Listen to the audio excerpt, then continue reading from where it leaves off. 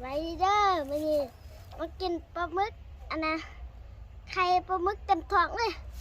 มื้อนี้ก็ตำบักแตงเบิ่งพี่น้องนี่ตัวบักใหญ่นี่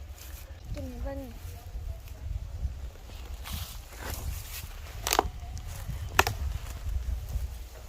เนี่ย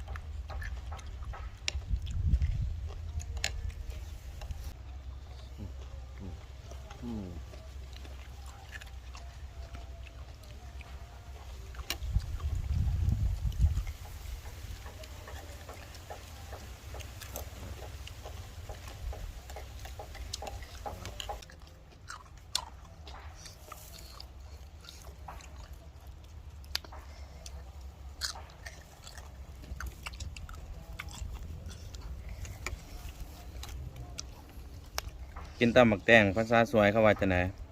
จักแก้วจักแกนบัดบอกว่ามาเด้อพี่น้องมากินตำหมักแตงน้ำกันบอกภาษาสวยให้ฟังนะว่าจะไหนบอกไม่เป็นเราก็เป็นเริ่มเมื่อไหร่เริ่มภาษาตัวเองเมื่อไหร่เริ่มอ่ะ มากินตำบักแตงน้ำกันเด้อบอกภาษาสวยเบิ่ง เดี๋ยวจะตรวจแกน้ำลายเด้อ บอกไม่บอกเงี้ย เดี๋ยวจะตรวจแกน้ำลายเด้อ โอ้ครับครับ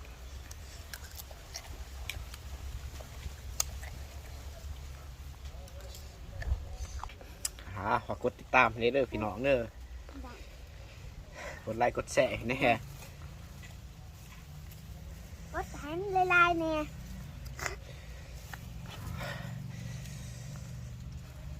บ๊ายบายพี่น้อง บ๊ายบาย พอกันไหม ผิดนะพอกันมา ใจ ปิ้ง